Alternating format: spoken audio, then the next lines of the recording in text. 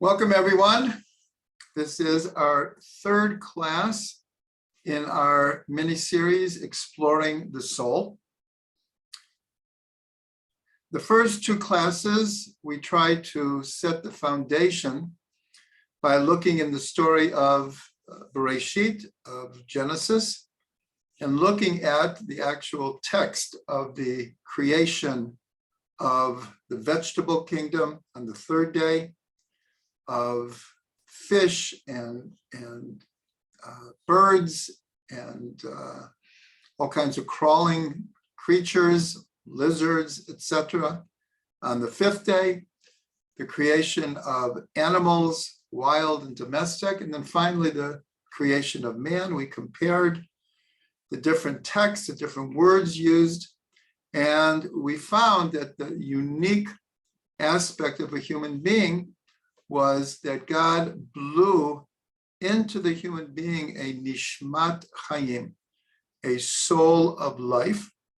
Man is still called a nefesh chaya, a living being, just like the animals or the fish, but we have an extra component, a divine, soul, as it were, blown into us from the innards, the inside, the essence of God. And that's what makes a human being unique. And then last week, we had some fascinating discussions about consciousness and possible of soul in all levels of creation, from the mineral to the vegetable, to the animal, to the human. And we discussed many different ideas, theories. Many of them are not conclusive, but there definitely seems to be a growing consensus that there is consciousness in all of created reality. Again, it's not our consciousness. Just like we also have an animal soul, and we are somewhat animal-like, but it doesn't mean that we are exactly like the animals. It's very, very different. Today, we are going to move forward and narrow our focus on the human soul. And by the end of the class, we're going to move into an area that we will be developing in the next week or two called the powers and the garments of the soul. Here we're getting into actual definitions and understandings of what's called the anatomy of the soul. But before that, I want to take a number of different ideas and try to, in a sense, fill in what we've done up to now. And then we're going to further and further narrow our focus to the powers and the garments of the soul. So I want to start going back to the story of creation, that we're told that on the first day of creation,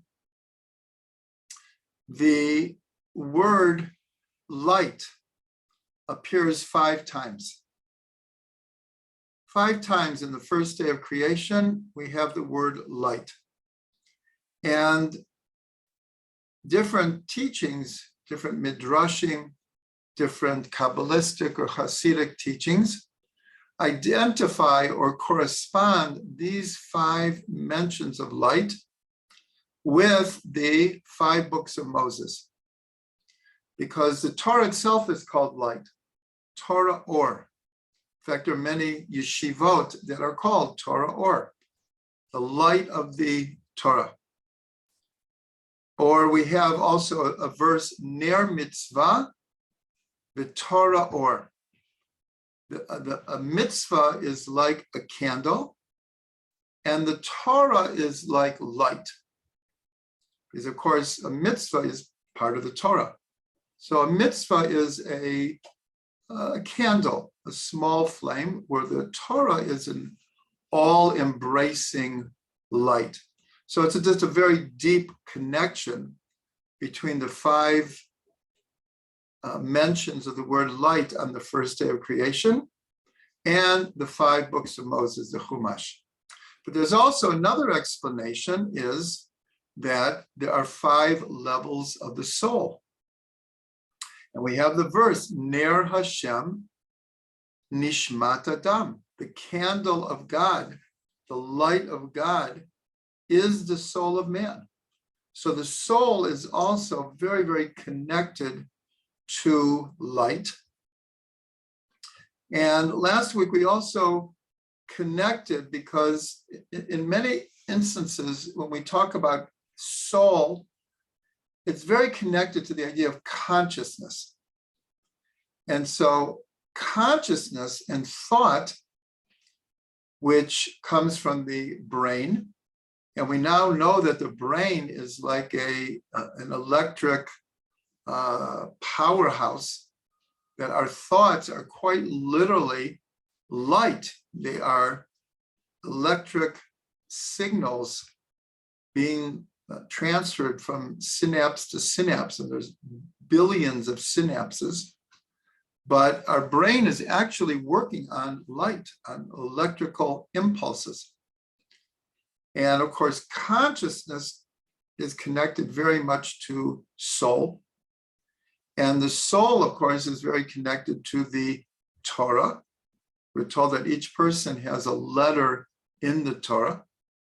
So all of this is coming together on the first day of creation. These are beautiful hints, allusions to the connection of the soul to light, and the soul to the Torah, and Torah to light. So I wanted to mention that.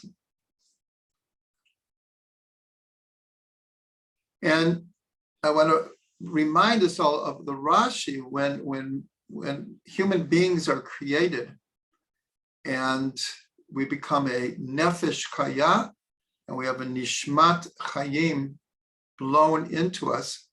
So Rashi, on a previous verse where it says that man was created in the image and likeness of God.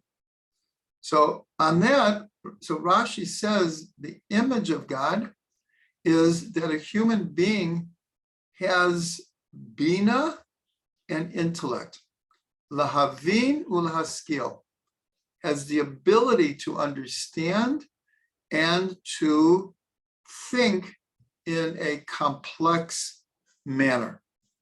So the idea of intellect, consciousness, soul, light, Torah, these are all very, very connected. And we could, just with leaps of imagination, we can make all kinds of deep connections there. But what we have said is enough to give us food for thought.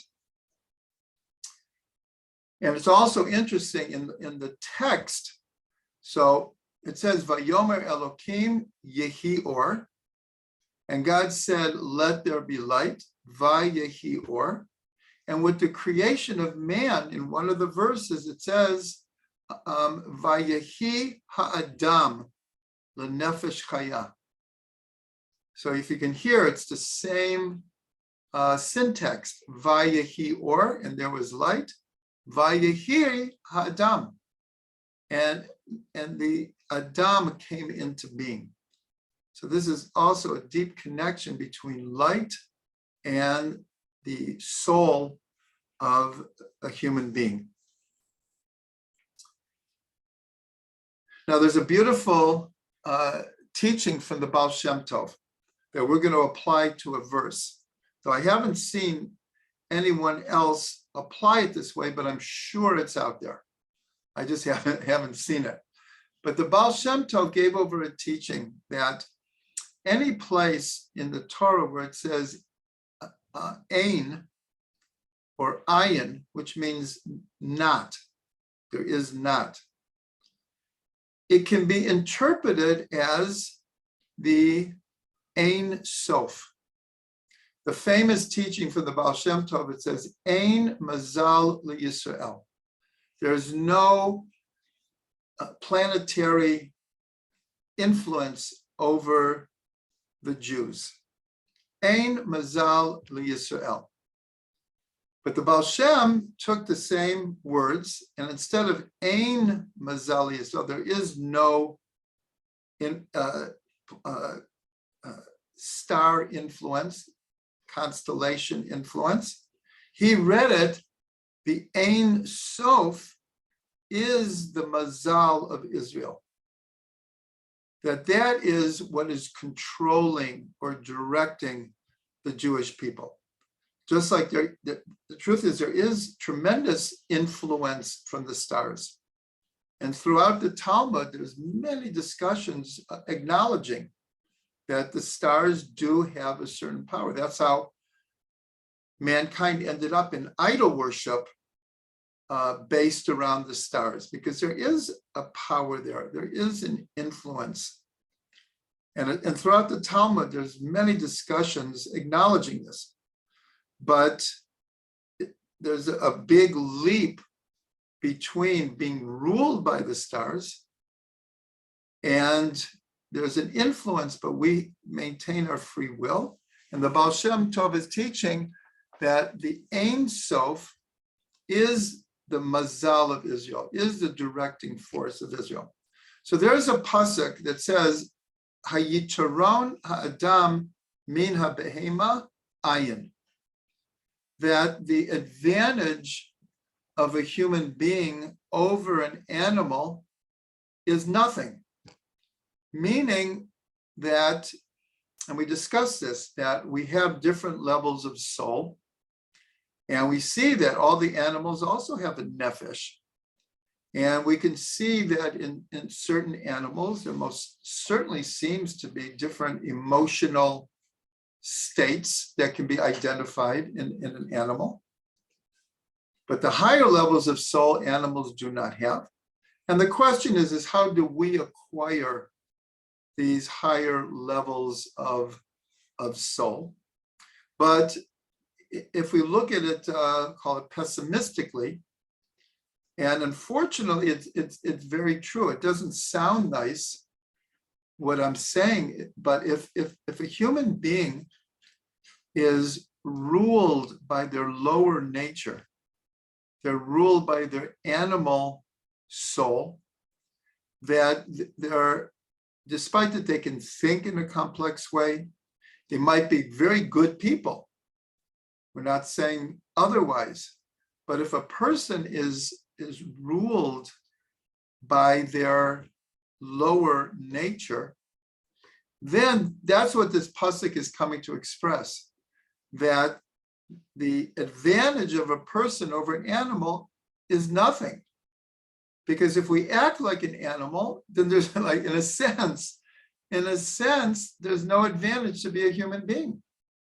If we don't operate from a higher moral, ethical, spiritual level. And I'm actually always amazed, and this is kind of, in a sense, proof for it. And unfortunately, you can open up the paper almost every day in whatever country you're in, and you'll find some famous politician, sports figure, artist, movie star, whatever, who has been caught in some scandal. I mean, I don't think you can get through a day without reading, and you always wonder, how is it these people have, in a sense, power, they have money, they have status, they have influence, and here, they're running around after their lower nature, and it catches up with them. It's like, and here, these are smart, what we call smart people. And here, though, they do these stupid things by running after their taivas, after their desires, their passions, their lower nature. And eventually, almost everyone gets caught in these things.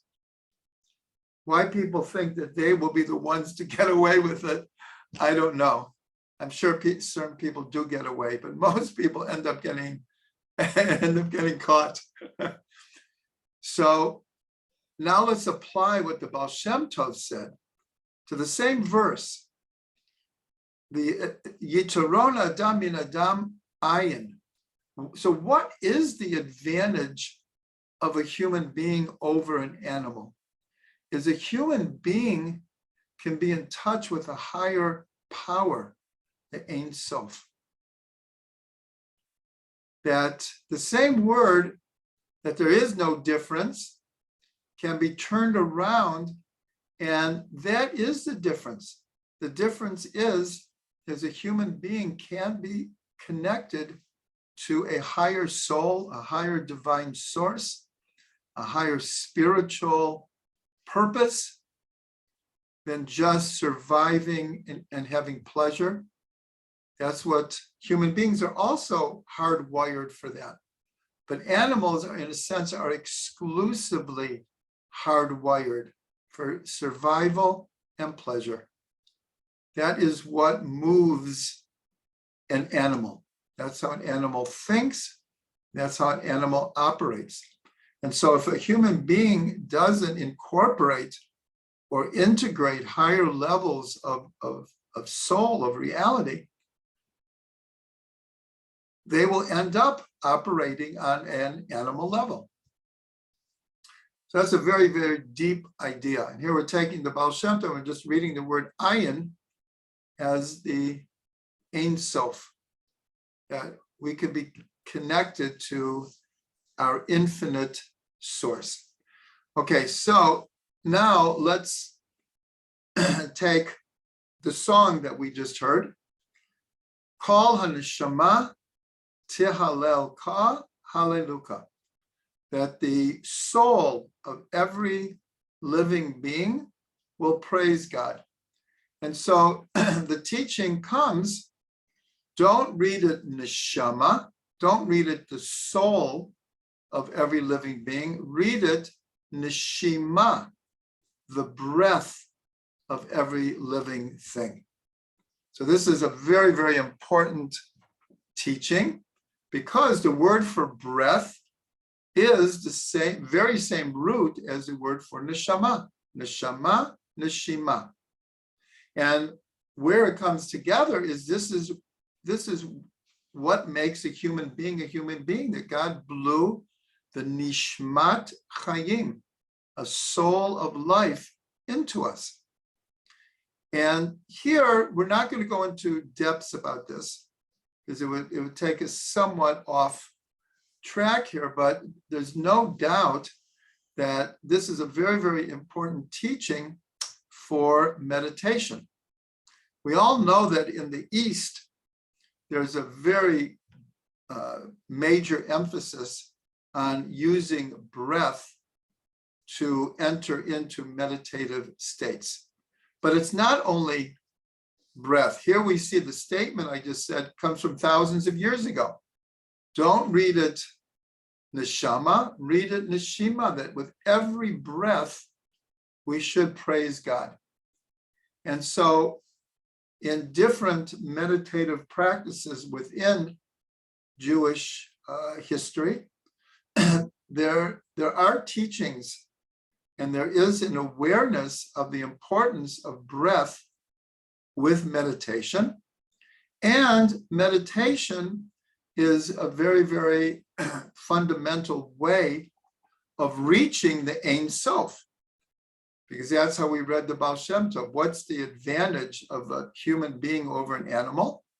That we can contact these higher levels of infinity, the Ein Sof, the infinite one. And that, it doesn't happen casually. And it comes to focused meditation, focused prayer, focused thought, focused Torah study.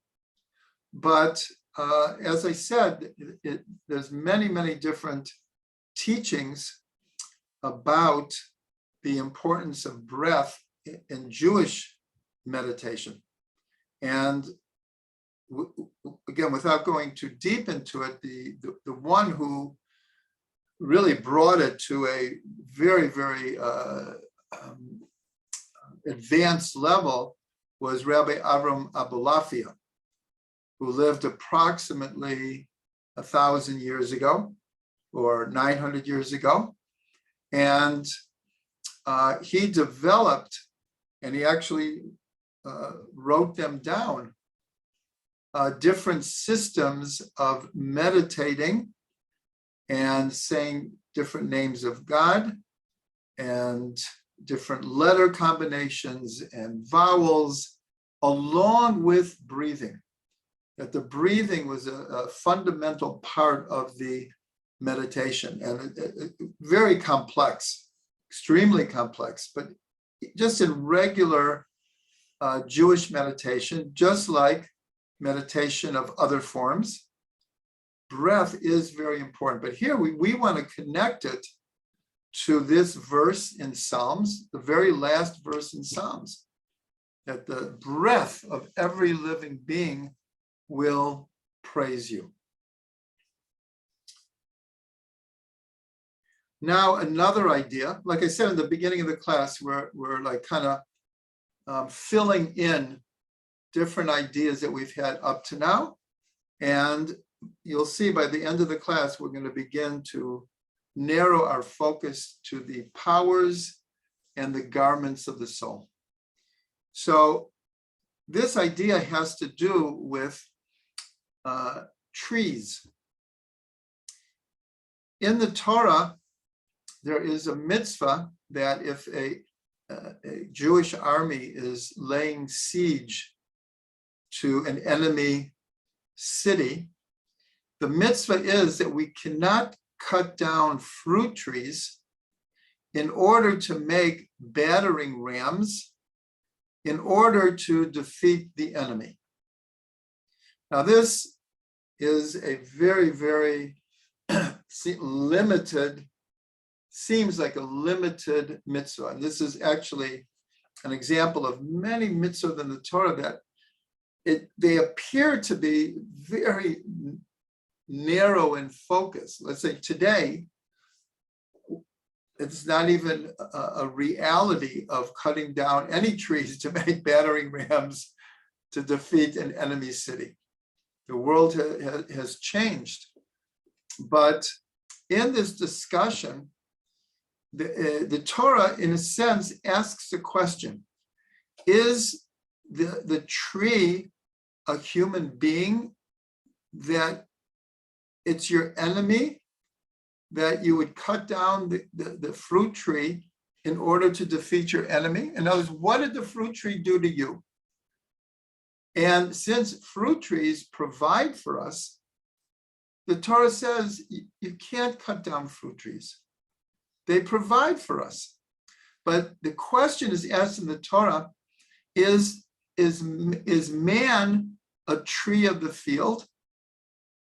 Because you're going after your enemies. Like I said, what leave the tree alone. But the Ibn Ezra, he turned around the question and he made it a statement. A person is a tree of the field. And all subsequent commentaries have picked up on this, meaning that there is a connection between a human being and trees. That, remember, we learned last week a very important thing, that the name for a human being, Adam, is very close to the name of earth, Adamah. We have a very, very close connection with the earth. Here in Israel, last week's parsha was Bahar. And outside of Israel, it will be this week. Bahar is all about the Shemitah year and the holiness of the land and letting the land rest, just like a human being needs to rest on Shabbat. Shemitah is called the Shabbat la'aretz, a Shabbat for the land. Remember, we talked about consciousness, that the land has a certain consciousness, and especially the land of Israel has a special consciousness, because the Torah says that the eyes of God are on the land from the beginning of the year to the end of the year. And that's what infuses Eretz Yisrael with holiness, is because the eyes of God are focused on it from the beginning of the year to the end of the year. So there's a deep connection between human beings and trees. Just like trees give fruit, human beings have progeny. And just like trees live and grow and then die, a human being lives and grows and dies. But the Torah is also called a tree. Eitz chaim hi l'macha zikim ba. The Torah is a tree of life for those who grasp onto it. So the tree is compared to a tree of life, and the sfirot are called a tree of life. Because, and even the shape of the sfirot, you have the middle column, and then you have the two outside columns, which are like branches. And so the sfirot are called the tree of life. So here you have trees, the Torah, human beings, and the sfirot, all compared to each other. And of course, we have the tree of life in the Garden of Eden and all that it symbolizes and represents.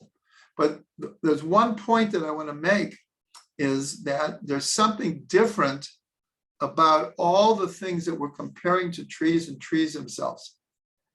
A tree in this world, the roots are underground and they're hidden. And the tree grows up and spreads upwards towards, we'll call it the heavens. The Torah, the human soul, and the sfirot are an inverted tree.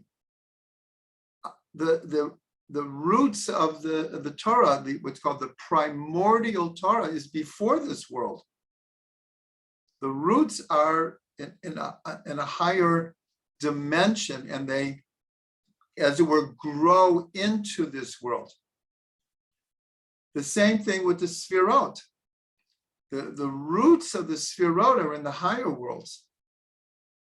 And so they descend into the world. Malchut, in a sense, is the fruits of the sfirot. And the same thing with the human soul, is that, and this is a very, very important concept, that the root of the soul, roots, are actually hidden above, and the part of the soul that manifests in the body, depending on the righteousness or the spiritual attainment of an individual, that is what determines how much of the trunk and the branches and the fruit manifest in this world. So hopefully everyone got that. Trees, in a sense, simply just grow from below to above, and the roots are hidden below. But by the Torah, the soul, and the sfirot, the roots are hidden, but above. So this is a very important idea. And that's why, we'll say a tzaddik, a righteous person. So one of the ways we can understand, like, where is their influence coming from? Where is their power coming from? Their charisma. It's because they have manifest more of their soul in this world than what is just hidden up above. In other words, we're constantly trying to draw our higher levels of soul into our normative lives. But if we don't, then the higher levels of soul, the yechidah, the chaya, even the neshama, in a sense, remains above. We're not really accessing it. We're not really taking advantage of it. We're not drawing it down into our ordinary lives.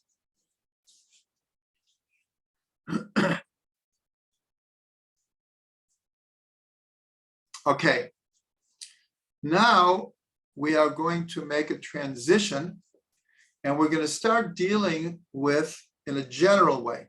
Hopefully in the next few weeks, we'll get into much more specifics. And that is that the soul is made up of powers and garments. I'm going to start and just explain it very, very simply, and then we're going to go into much deeper depth. So what are the powers of the soul? So hopefully many of you, in fact, I imagine most of you, were here when we had our whole series on the Sfirot. Now I'm just reminding everyone that some of the ideas of these 3 weeks have come from Rav Ginsburg's book, The Anatomy of the Soul. But most of them are just a combination of teachings from, of course, Rabbi Ginsburg and many, many other sources. But at this point, we're using the model that he has set up. And so he explains that if we want to understand the anatomy of the soul, what exactly is the soul? What are its powers? What's its potential? What's its capability? Then we have to understand what are the powers and the garments. So the powers, as we will be explaining, are actually the Sfirot. In other words, the power of the soul is on really 4 different levels. There is the supraconscious powers of the soul. As when I say it, you'll recognize it. This is Emunah, Tanug, and Ratzon. These are the 3 levels of Keter. That the highest levels of the soul are the supraconscious, not just levels of the soul, but the power of the soul. And then there is the conscious intellect. This is Chachma, Bina, and Dat. And then we have the emotional powers of the soul.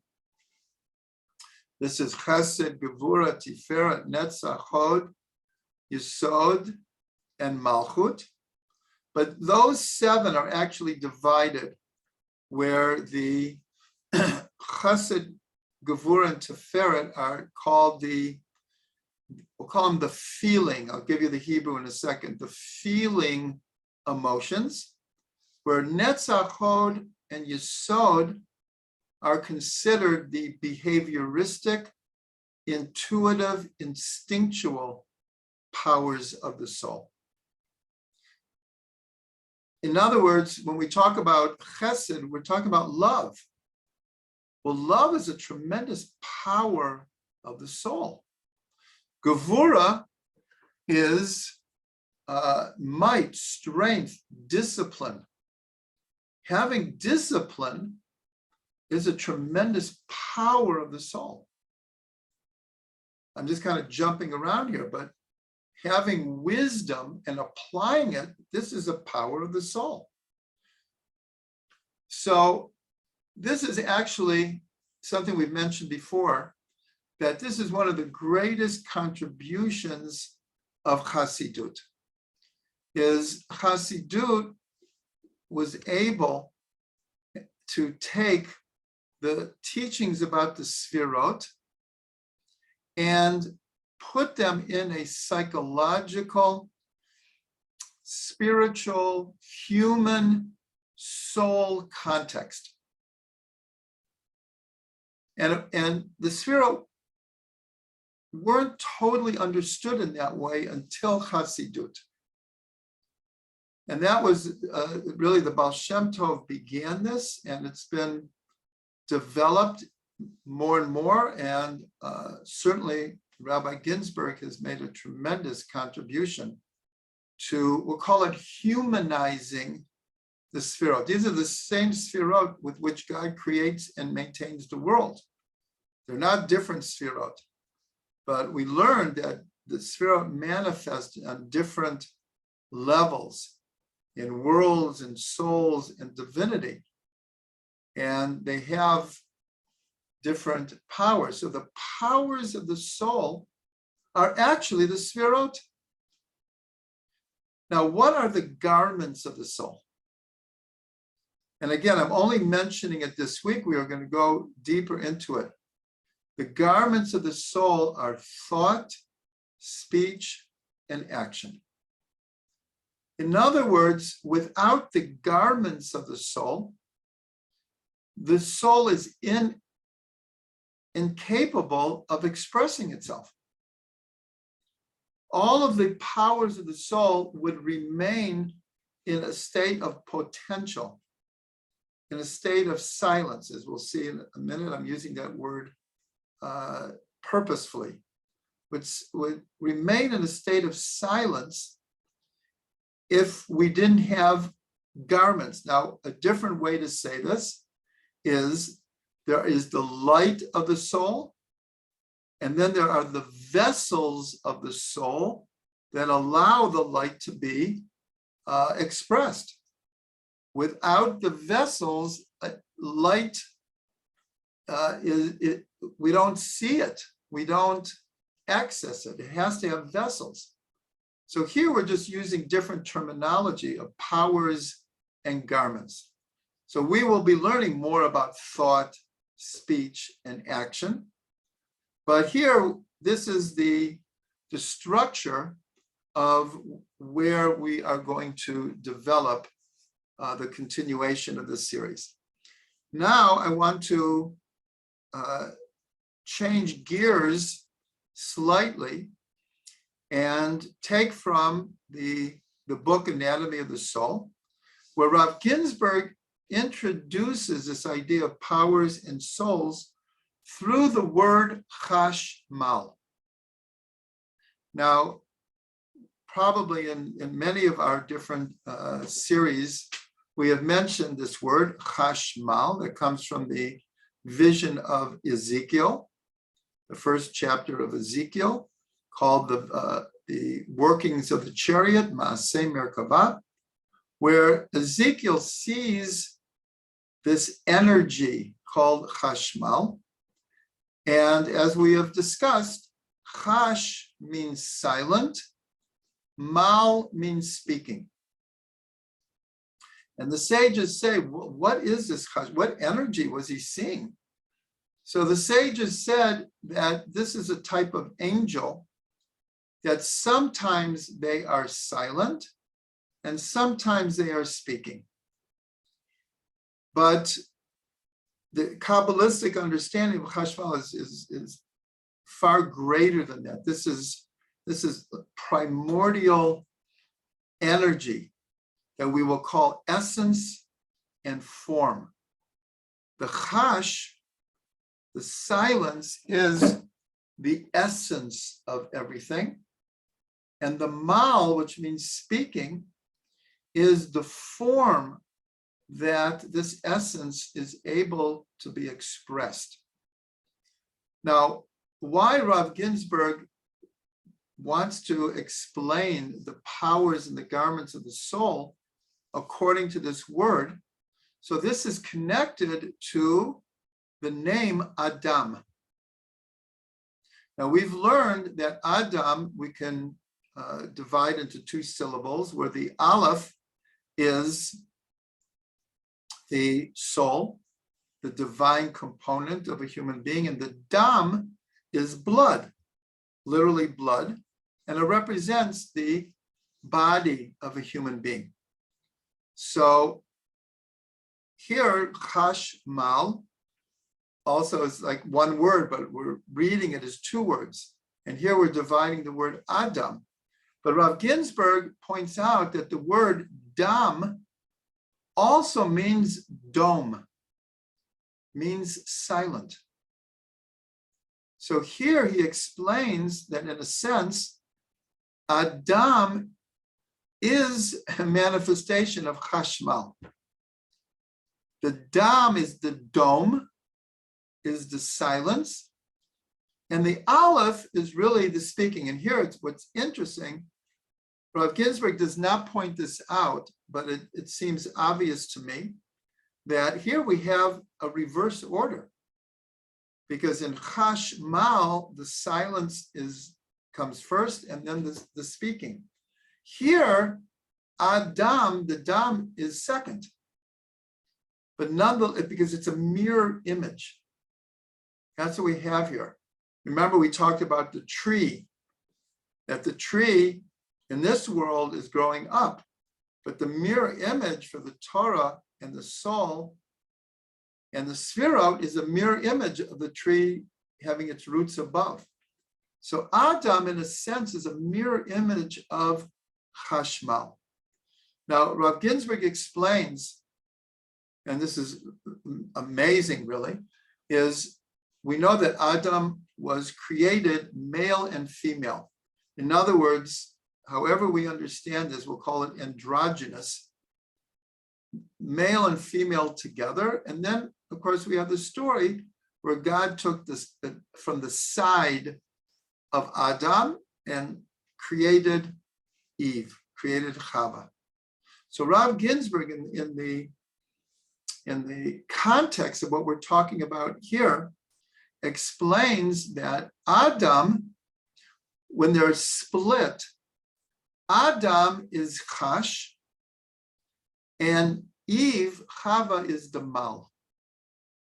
That the Adam here is the essence, and the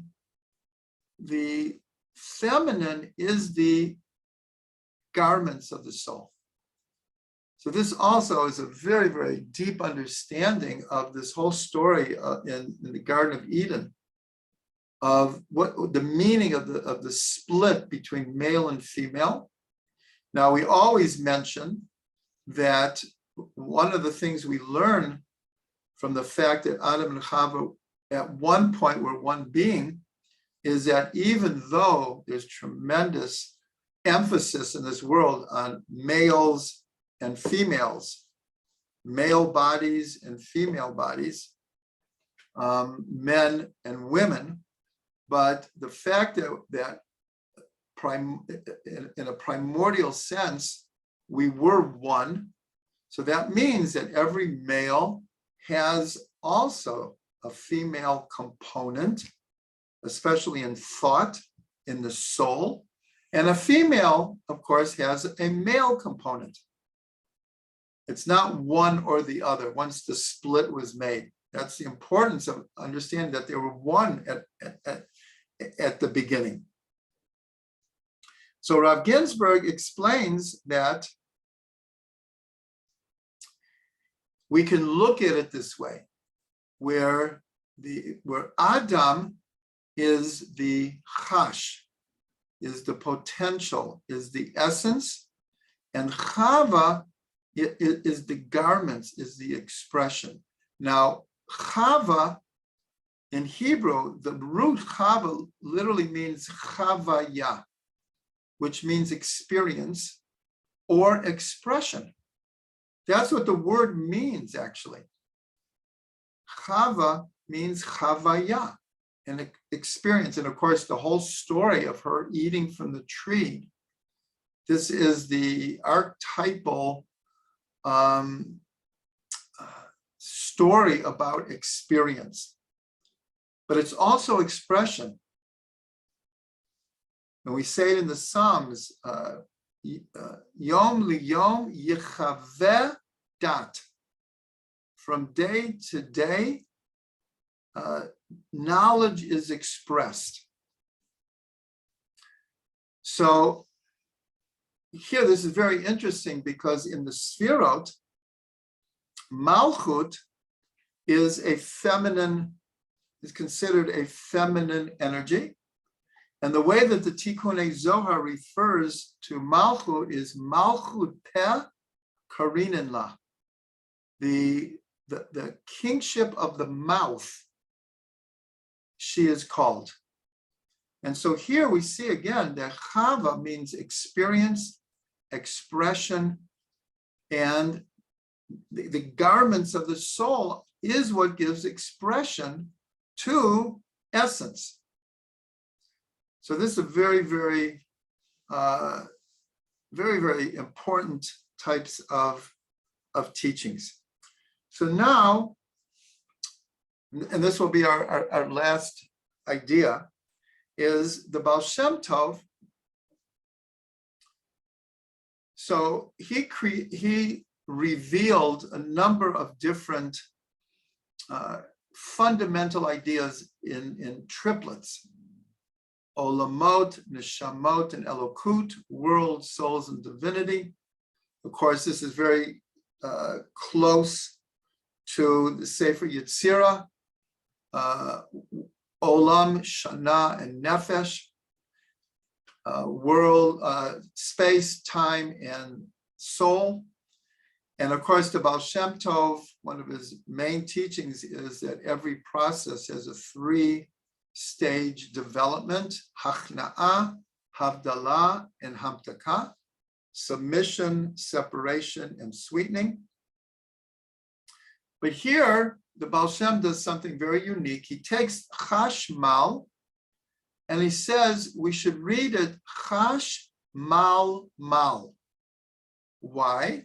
It's because the root Mal means speech, but it also means to separate, to circumcise, Brit Milah. So the Balchemto added a Mal here. Chash Mal Mal.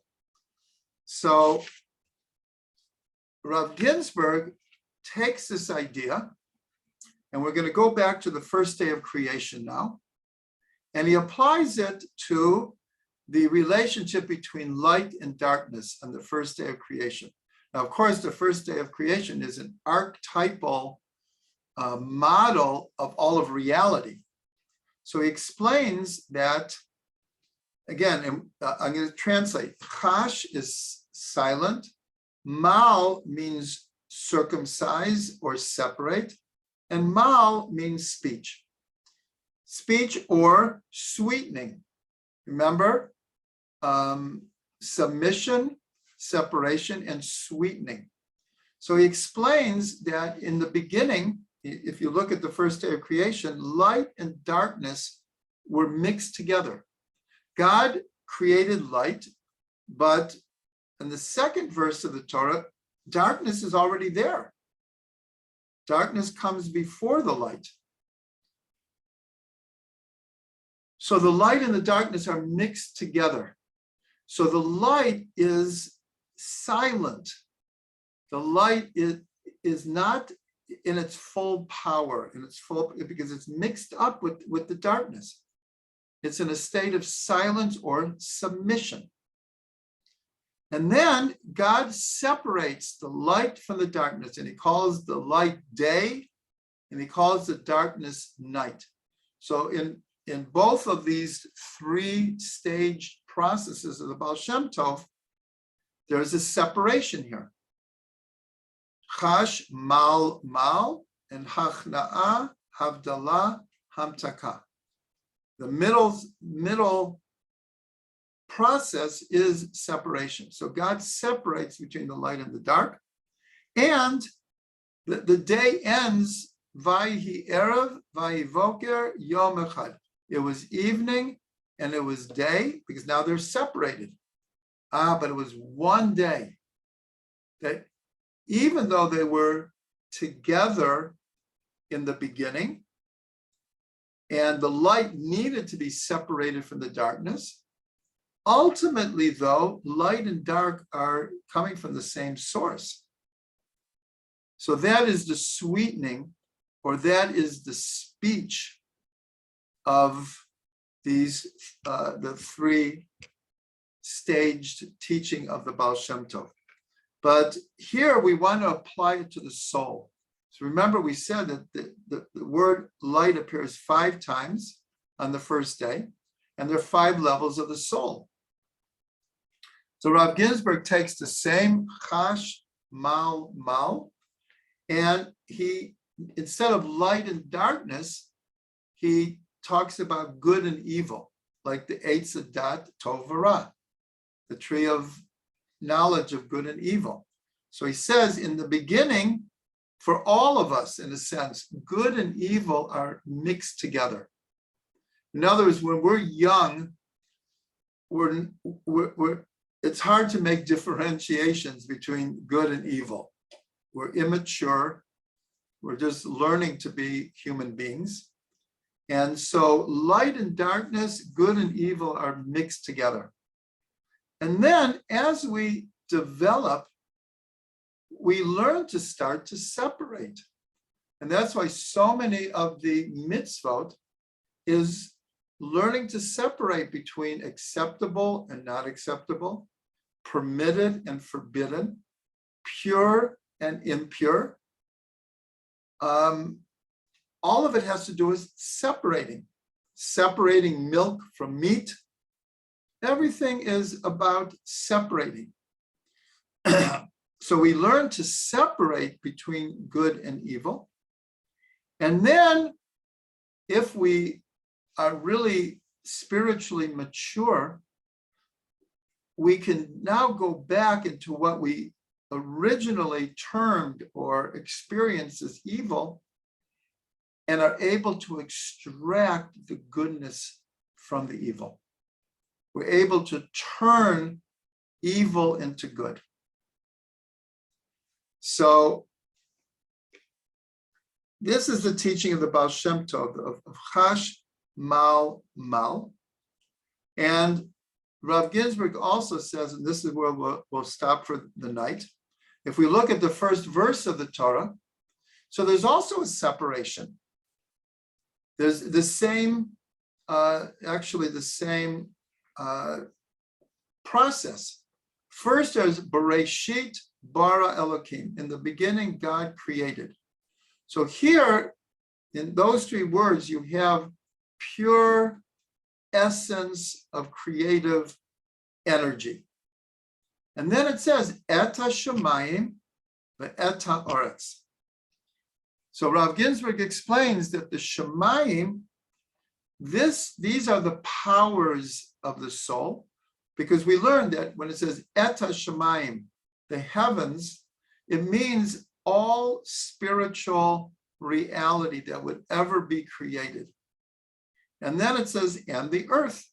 And that represents all physical, material reality that would ever be created. Like the Big Bang is everything that would ever be created in potential, in the seed of the Big Bang was there already. So Rav Ginsburg says that here you have Bereshit bara Elokim. This is the unity and pure essence of creative power. And then, so that's like Chash. Nothing was created yet. It just says in the beginning, God created, but it doesn't tell us what. So that's like silent. And then God separates between heaven and earth. That's the Mal.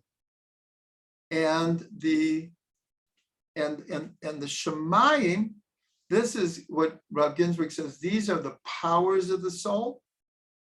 And the Oretz is the garments of the soul. So this is a very deep way of understanding creation as applies to the human soul and the human experience. That Shemayim is essence and Oretz is form. Heaven is essence and earth is form.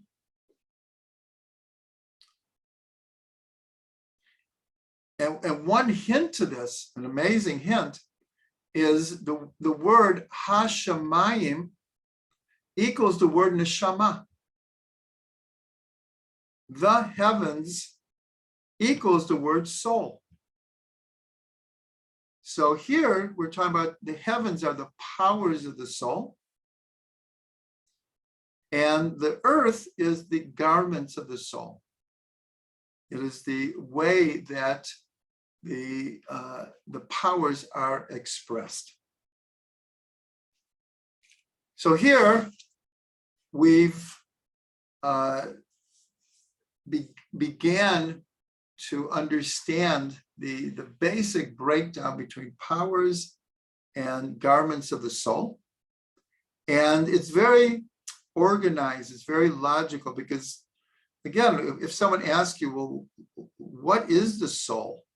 What does the soul do? Like, what are its attributes? What are its powers?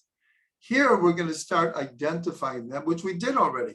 And very, very simply, that the powers of the soul are mirrored through, are channeled through the Sfirot, and the garments of the soul is the way that we express these powers. Because again, without thought, speech, and action, the powers of the soul would be dom, like Adam, they would be silent. Chash mal. The powers would be silent without the garments of the soul.